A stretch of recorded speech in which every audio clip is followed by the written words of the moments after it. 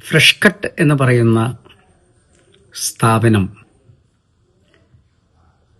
അവിടുത്തെ ജനങ്ങളുമായി ഒരു ഏറ്റുമുട്ടലിന് തയ്യാറായി നിൽക്കുന്നു എന്നതാണ് പോലീസിന്റെ കഴിഞ്ഞ ദിവസത്തെ ഇടപെടൽ സൂചിപ്പിക്കുന്നത്.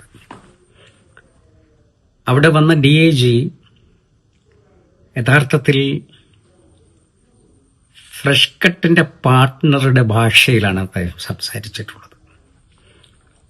ഫ്രഷ് കട്ടിന്റെ പാർട്ട്ണറും DIGയും തമ്മിൽ പലതരത്തിലുള്ള സന്ധി സംഭാഷണങ്ങളും നടന്നിട്ടുണ്ട് എന്നുള്ളത് വ്യക്തമാണ്. അതിന്റെ സൂചനയാണ് അവിടെ നടന്നിട്ടുള്ള പോലീസ് അതിക്രമം. പോലീസ് അതിക്രമത്തിന് ശേഷം അവിടുത്തെ ജനങ്ങൾ പ്രകോപിതരായി എന്ന് വരുത്തി തീർക്കാൻ ശ്രമിക്കുകയാണ്.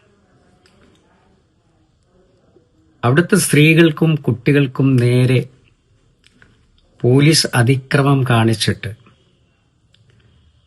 അതിനോടുള്ള പ്രതികരണത്തെ പോലും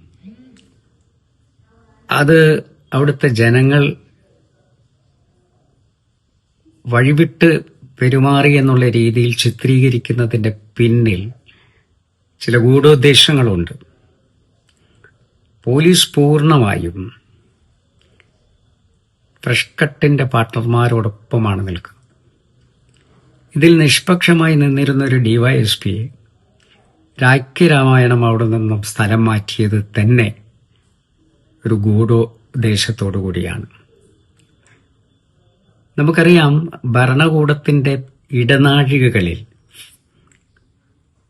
ഫ്രഷ് കട്ടിന്റെ പാർട്ട്ണർമാർക്കുമായിട്ടുള്ള ബന്ധം, അവർ നടത്തിയ സംഭാഷണങ്ങൾ, ഇതെല്ലാം മൊബൈൽ ടവർ പരിശോധിച്ചാൽ വ്യക്തമായി മനസ്സിലാകുന്നതാണ്.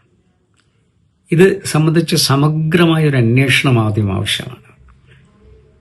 പോലീസ് നടത്തിയിട്ടുള്ള അതിക്രമം ഇപ്പോൾ അവിടുത്തെ കുട്ടികളും സ്ത്രീകളും പലായനം ചെയ്യേണ്ട അവസ്ഥയിലേക്ക് എത്തിയിരിക്കുകയാണ്. ഒരു ജനകീയ പ്രക്ഷോഭത്തെ എങ്ങനെയാണോ പോലീസ് നേരിടേണ്ടത്? എന്നിട്ട് ജനങ്ങൾ അതിനെ പ്രതിരോധിക്കാൻ ശ്രമിച്ചതിനെ ജനകീയ ആക്രമണമായി ചിത്രീകരിക്കാൻ ശ്രമിക്കുന്നു. പോലീസിനെ അതിക്രമിച്ചു കയ്യേറ്റം ചെയ്തു എന്നുള്ള രീതിയിൽ ഇതിനെ വേറൊരു വഴിക്ക് തിരിച്ചുവിടാൻ ശ്രമിക്കുകയാണ്.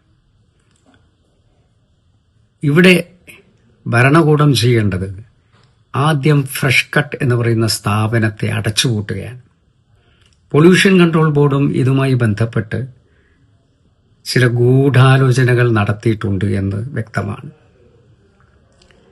ധാരാളം പണം ഇവരുടെ കയ്യിലുണ്ടായിട്ടും അടിസ്ഥാനപരമായ സൗകര്യങ്ങൾ ചെയ്യാതെ ഇരുതുള്ളിപ്പുഴയെ പൂർണ്ണമായും മലിനപ്പെടുത്തി പ്രദേശവാസികൾക്ക് മുഴുവൻ മാറാരോഗങ്ങൾ സംഭാവന ചെയ്ത് ആ പ്രദേശത്തെ മുഴുവൻ ജനങ്ങളെയും വെല്ലുവിളിക്കുന്ന ഫ്രഷ് കട്ട് അടച്ചുപൂട്ടുക എന്നുള്ളത് ആദ്യം ഗവൺമെന്റ് ചെയ്യട്ടെ.